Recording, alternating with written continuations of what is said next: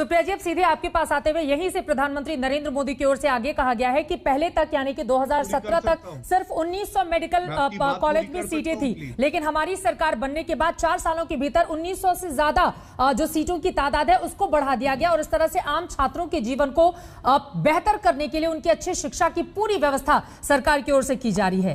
पूर्वांचल में किए जा रहे ये तमाम काम उत्तर प्रदेश में क्या विपक्षी पार्टियों को दिखाई नहीं देते?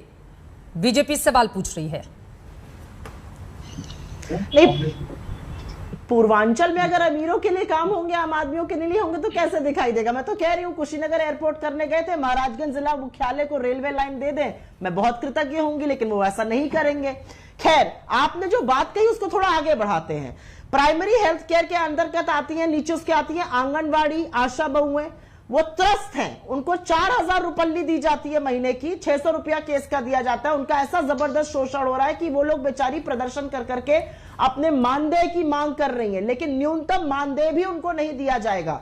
8500 एम्बुलेंस कार्यकर्ताओं को बेरोजगार कर दिया गया, उनको पीटा गया लखनऊ के हजरतगंज चौराहे पर गांधी मूर्ति के सामने, ये सबने टीवी पर देखा है। डॉक्टर्स की बात कर रहे हैं मोदी जी, वही डॉक्टर्स जिनके ऊपर मुकदमा लेने की धमकी योगी जी देते थे, एनएसए लगाने की धमकी दी थी, याद है ना? उन्नाव और कानपुर में कैसे एक मुश्त डॉक्टरों ने रिजाइन कर दिया था, कैसे एम्स की नर्सेस पर लाठियां बरसाई गई थी इस देश में कोरोना काल के दौरान।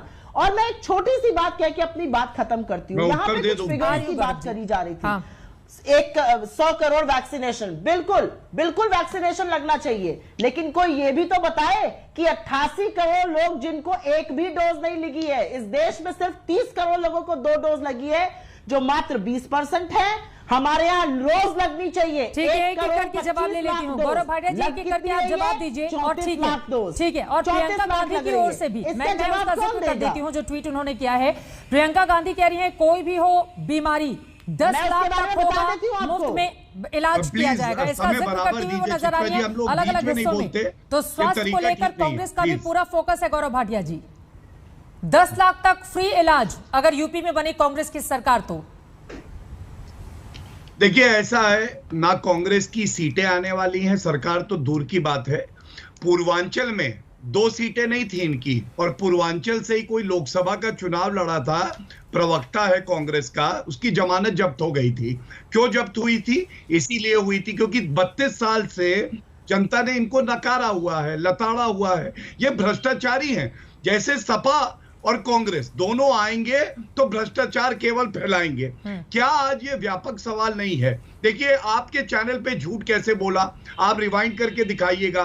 कह रहे 88 करोड़ ऐसे भारतीय नागरिक हैं जिनको एक भी डोज नहीं लगी है। क्या ये सत्य है? आपके चैनल पे झूठ बोला जाता है, तथ्यों को गलत बताया जाता है। और सवाल ये है, पौने 2 साल से सोनिया गांधी जी रायबरेली क्यों नहीं गई? सवाल ये है कि क्या राहुल गांधी में हिम्मत पड़ेगी कि वो उत्तर प्रदेश में आए? क्योंकि उत्तर प्रदेश के लिए तो वो कहते हैं प्लीज चुप हो जाइए, चुप रहिए, शांत करा लीजिए चित्रा जी। ये थोड़ा सा गौरव जी बोले, बाकी लोग इंतजार करते हैं अपनी बात। ठीक है, अपनी बात आगे बढ़ाइए जल्दी से। देखिए, आज ये पूछा जाएगा कि सोनिया गांधी तो जनता के बीच में जाती नहीं क्योंकि उन्हें उत्तर प्रदेश की जनता से डर लगता है, लेकिन राहुल गांधी जिन्होंने कहा था उत्तर भारतीय परिपक्व नहीं होते, दक्षिण भारतीय ज्यादा परिपक्व हैं, क्या उनकी हिम्मत पड़ेगी? या प्रियंका वाड्रा रिप्लेसमेंट है? तो मैं कैसे चुप रहूंगी? ये क्या बकवास करते रहते हैं? शांत रहिए। बकवास राहुल गांधी और आपसे ज्यादा बकवास कोई करता नहीं है, आपको पता है। आप मुंह खोलती है तो बकवास निकलती है। आपसे बड़ा बकवास करने वाला प्रवक्ता पूरी भारत में नहीं है। और अंत करूं, 1 मिनट सुनिए, बचपन की भी बात कर वो अंत कर रहे हैं अपनी बात का। लौट रही हूं सुप्रिया जी, प्लीज आराम से, एक एक करके उनकी बात में जाने दीजिए। सुप्रिया जी प्लीज व्यक्तिगत टिप्पणी करती है आपके सामने, आपको बोलना नहीं चाहिए। नहीं, मैं बोल रही हूँ गौरव जी, आप अपनी बात, बिल्कुल व्यक्तिगत टिप्पणी कोई किसी पर नहीं करेगा। गौरव जी अपनी बात पूरी कर लीजिए, एक लाइन में अपनी कुछ बात आप बोलना चाह रहे थे। मैं एक बात बस और कहना चाहूंगा, टिप्पणी सुनाई नहीं दी थी अभी उस आदमी की, अभी इसने बोला था।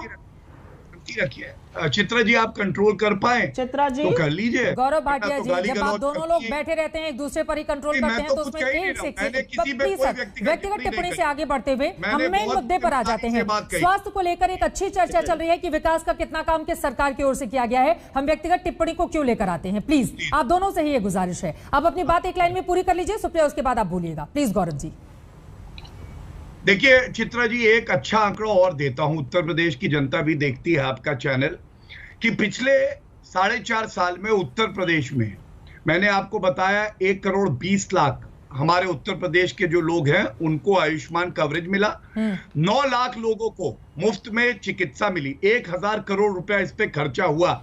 और ये खुद में दिखाता है कि नरेंद्र मोदी जी और योगी जी की डबल इंजन की सरकार वो सरकार है जिसके पास दूरदर्शिता है कि लोगों का इलाज करा सके।